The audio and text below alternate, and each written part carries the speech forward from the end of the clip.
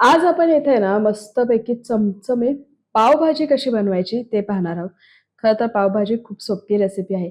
पण आहे ना, आज आपण इथं अगदी हॉटेलमध्ये जशी पावभाजी बनवतात ना, येस ती पावभाजी आज आपण घरच्या घरी बनवणार आहोत आणि अगदी कमीत कमी वेळामध्ये झटपट अशी ही पावभाजी बनवणार आहोत.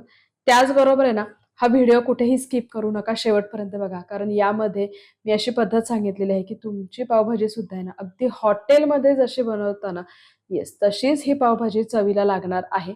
त्यामुळे व्हिडिओ स्किप करू नका आणि माझ्या चॅनलला जर अजून सबस्क्राईब केलं नसेल, तर प्लीज सबस्क्राईब करा आणि बेल आयकॉनलाही क्लिक करा. नमस्कार, कृष्णाज रेसिपी मराठीमध्ये तुम्हा सर्वांचं मनःपूर्वक स्वागत आहे.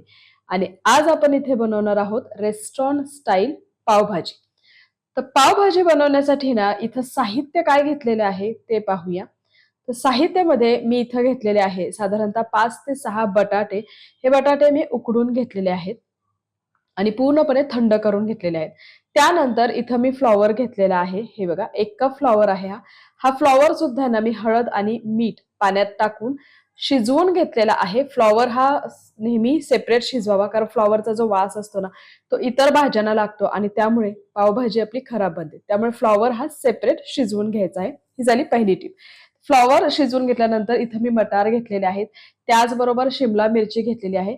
मटार सुद्धा मी शिजवून घेतलेले आहे. शिजवलेलं इथं अर्ध बीट घेतलेलं आहे आणि 1 गाजर तेही मी इथं शिजवून घेतलेलं आहे. त्याचबरोबर आहे ना, इथं मी 3 मध्यम आकाराचे कांदे बारीक चिरून घेतलेले आहेत. अगदी बारीक चिरायचे आहेत आपल्याला, खूप जास्त मोठे नाही. सोबतच इथं 2 टोमॅटो बारीक चिरून घेतलेले आहेत. त्यानंतर कोथिंबीर घेतलेली आहे. 2 टेबलस्पून इथं मी आलं लसणाची पेस्ट घेतलेली आहे. 1 टीस्पून इथं मी कसुरी मेथी घेतलेली आहे. चवीपुरतं मीठ, पावभाजी मसाला 2 चमचे, 1 चमचा मी इथं काश्मीरी लाल मिरची पावडर घेतलेली आहे. त्याचबरोबर इथं 1 चमचा मी घेतलेला आहे धने पावडर म्हणजे 1 टीस्पून आणि अर्धा टीस्पून मी इथं हळद घेतलेली आहे. साहित्याचे प्रमाण खाली डिस्क्रिप्शन बॉक्समध्ये दिलेले आहे. आता आहे ना, पावभाजी बनवण्यासाठी इथे मी गॅसवरती कढई आधीच गरम करायला ठेवली होती. कढई चांगली गरम झाल्यानंतर यात मी बटर ॲड केलेलं आहे आणि त्यानंतर 1 टेबलस्पून मी तेल ॲड करणार आहे. तर जेव्हा रेस्टॉरंटमध्ये भाजी बनवतात ना, तेव्हा बटर आणि तेलात असं बनवतात. तुम्हाला बटर नको असेल तर तुम्ही स्किप करू शकता आणि नुसतं तेल ॲड करू शकता. बटर आणि तेल मध्यम गॅसवरती चांगलं तापल्यानंतर मी यात कांदा ॲड करणार आहे आणि हा कांदा आपल्याला छान तांबूस रंग येईपर्यंत छान परतून घ्यायचा आहे. या स्टेजला गॅसची फ्लेम ही अगदी मंद करायची आहे. मंद गॅसवरती जेवढा हा कांदा चांगला शिजला जाईल ना, तेवढे पावभाजीची चव आहे ना अप्रतिम बनणार आहे. येस, तर हे बघा इथे कांदा छान पचला गेलेला आहे. छान त्याला तांबूस रंग आलेला आहे आणि छान मऊसूतही झालेला आहे. आता आहे ना, कांदा चांगला भाजल्यानंतर यात मी ॲड करणार आहे बारीक कट केलेली सिमला मिरची. तर सिमला मिरची मी शिजवून नाही घेतलेली. ती आपल्याला अशीच कच्ची बारीक कट करून नंतर आहे ना, या कांद्याबरोबर चांगली परतून घ्यायची आहे. यामुळे पावभाजीची चव अजून वाढते. ही आहे टिप नंबर 2. शिमला मिरची चांगली परतल्यानंतर यात मी ॲड केलेलं आहे आलं लसूण पेस्ट. 1 ते 1.5 टेबलस्पून मी आलं लसणाची पेस्ट ॲड केलेली आहे आणि आलं लसणाची पेस्ट सुद्धा आहे ना, त्याचा संपूर्ण कच्चा वास जाईपर्यंत आपल्याला चांगली परतून घ्यायची आहे. तर हे बघा 1 मिनिटभर मी आलं लसणाची पेस्ट इथे छान परतून घेतलेली आहे आणि याचा संपूर्ण कच्चा वास निघून गेलेला आहे. त्यानंतर मी यात ॲड करणार आहे बारीक कट केलेला टोमॅटो. आता हा टोमॅटो जो आहे ना, हा आपल्याला छान मऊसूत शिजवून घ्यायचा आहे.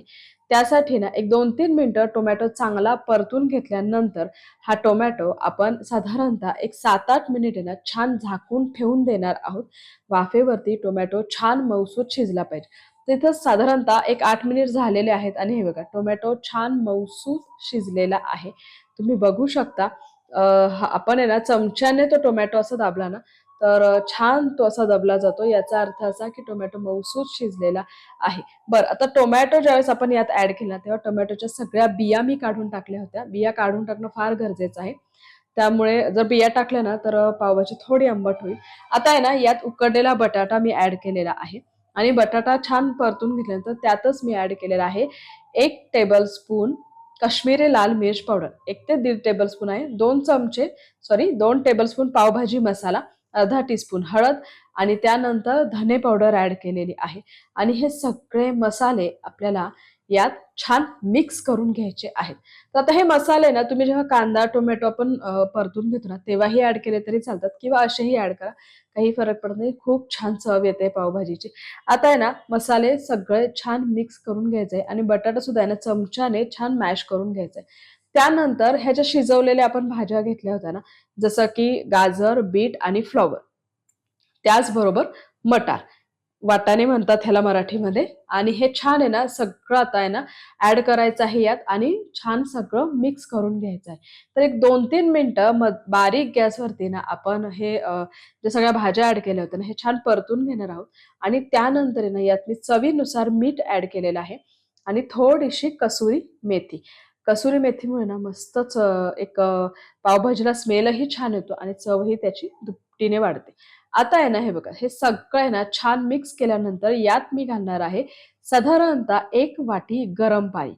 गरम पाणी यासाठी घालायचं आहे कारण आपण पावभाजी जेव्हा मॅशरच्या साहाय्याने मॅश करतो ना, तेव्हा गरम पाणी घातल्यामुळे ते पटकन इझिली मॅश होतं.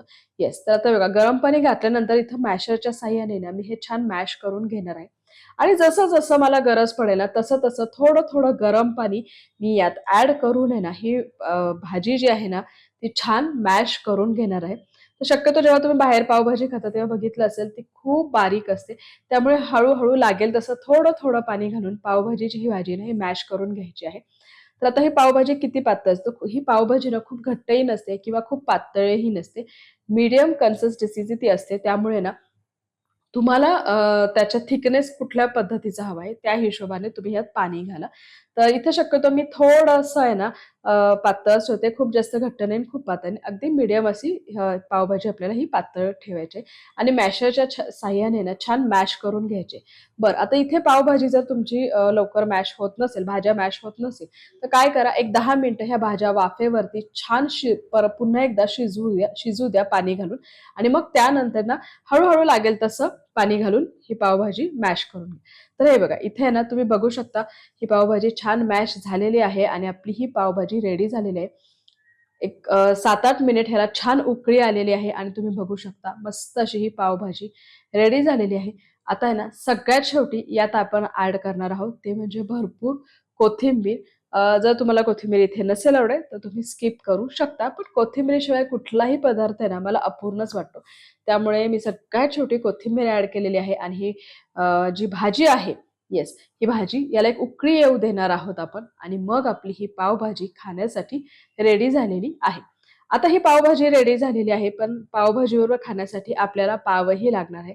सो पाव आपल्याला भाजून घ्यायचे आहेत. त्यासाठी मी काय केलं, एक पॅन आधीच गरम करायला ठेवला होता गॅसवर. त्यात 1 चमचा बटर ॲड केलेला आहे, किंचितसा पावभाजी मसाला आणि थोडीशी कोथिंबीर ॲड केलेली आहे. आणि आता यात आहे ना, मी हे पाव छान भाजून घेणार आहे. तर तुम्हाला जर बटर जास्त आवडत असेल खाण्यासाठी, तर तुम्ही भरपूर बटर घालून हे पाव बटरमध्ये छान भाजून घ्या. आणि हे बघा, मी इथं हे पावही भाजून घेतलेले आहेत. मस्तपैकी अशी ही ना चमचमीत रेस्टॉरंट स्टाईल आहे ना पावभाजी खाण्यासाठी रेडी झालेली आहे. रंग पहा, टेक्स्चर पहा, सुरेख आलेला आहे.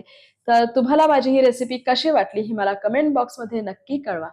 त्याचबरोबर माझ्या चॅनलला लाईक करा, शेअर करा आणि ही रेसिपी आहे ना नक्की ट्राय करून बघा. तुम्हालाही आवडेल आणि अशाच वेगवेगळ्या रेसिपीसाठी आपण परत एकदा भेटूया. तोपर्यंत खात रहा, आनंदी रहा आणि सेफ रहा. धन्यवाद.